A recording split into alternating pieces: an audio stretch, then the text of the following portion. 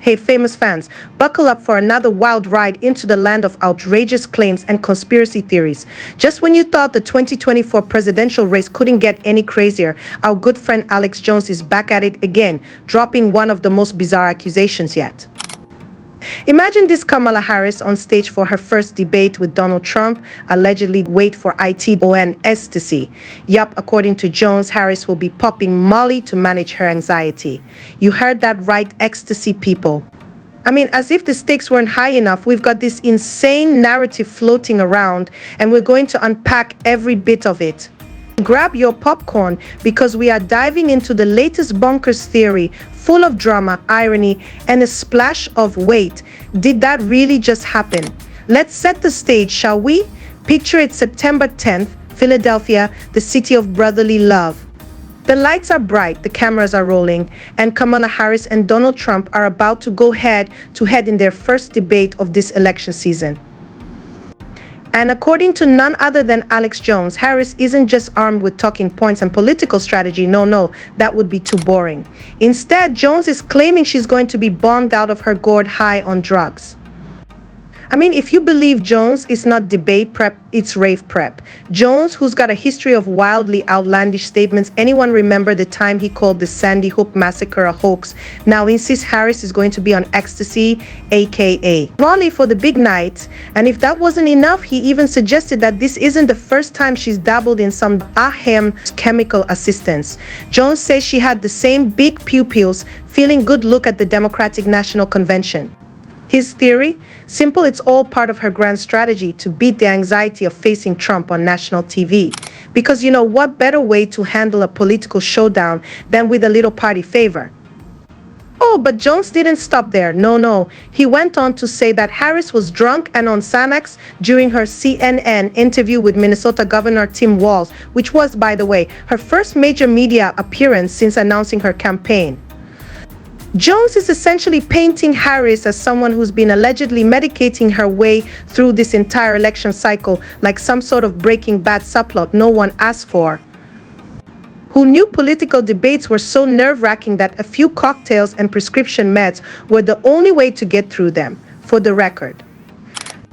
Jones, who's currently facing a small $1.5 billion restitution payment for those Sandy Hook claims, seems to have no chill whatsoever when it comes to launching allegations. His theory about Harris being on drugs is just the latest in a string of conspiracy-laden narratives.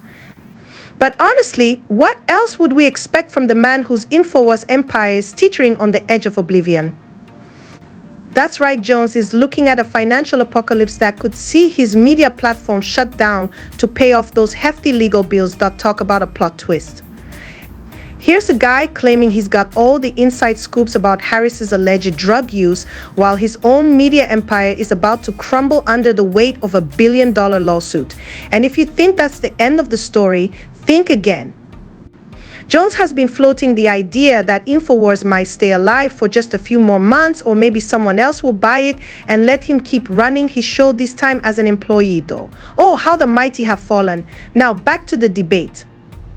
So Kamala Harris is allegedly holed up in a Pittsburgh hotel prepping for this upcoming showdown with Trump. And in true political drama fashion, she's reportedly sparring with a Trump stand-in, complete with the signature suit and tie. The idea is to get her ready for any curveballs Trump might throw her way. But if Jones's wild theories are to be believed, it sounds like she'll be a little too relaxed to even notice any of those verbal jabs coming her way.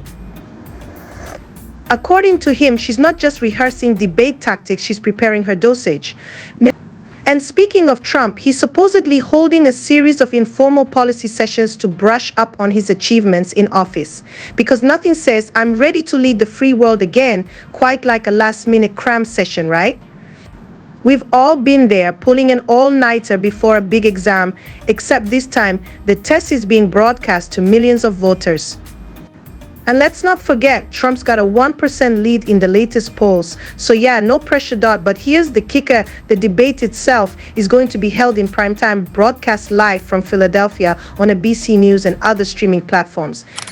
So if Jones's theory about Harris falling flat on her face because she's allegedly off her rocker holds any weight, the whole country is going to witness it. or not, because let's be real, the chances of Jones's predictions coming true are about as likely as him suddenly deciding to pay his $1.5 billion in full tomorrow. Still, the polls are tight. A New York Times Siena College poll from just a few days ago puts Trump 1% ahead of Harris, minus 48% to 47%. The margin of error is 3 points, so it's basically a coin flip.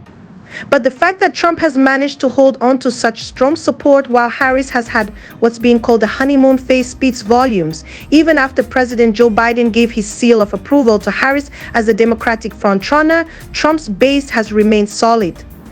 So what does that tell us? Well, it suggests that no matter what happens during the debate, whether Harris does a flawless job or, as Jones predicts, spirals into a drug-induced meltdown, the race is going to be a nail-biter until the very end. But seriously, let's just take a moment to acknowledge the absurdity of it all. We've got Alex Jones, who's quite literally fighting to keep his media empire from being liquidated, out here making unfounded claims about the sitting vice president potentially using drugs during one of the most important political events of her career. I mean, you can't make this stuff up or wait. Yes, you can, and Jones does it regularly. Now consider the wider implications of these claims. If Harris were actually to show up under the influence as Jones suggests, it would set off a political firestorm like never before. The media frenzy, the public outrage, and the intense scrutiny would be unimaginable. But let's be real, political debates are high-stress environments, and it's unlikely anyone would risk their entire career with such reckless behavior. This is all speculation and sensationalism, and we should be cautious not to let these wild theories overshadow the actual political discourse. Furthermore, Jones's track record is hardly reassuring. His history of pushing false narratives and conspiracy theories means that any claim he makes should be taken with a hefty dose of skepticism. He's built his career on controversy, and now with his media empire crumbling, it's no surprise that he's reaching for the most outrageous stories he can concoct to stay relevant and keep his audience engaged. The more sensational the claim, the more attention it garners, even if it's completely unfounded. Trump is preparing by having meetings with and getting foreign policy coaching from allies, including former Secretary of State Mike Pompeo and former Democratic Rep.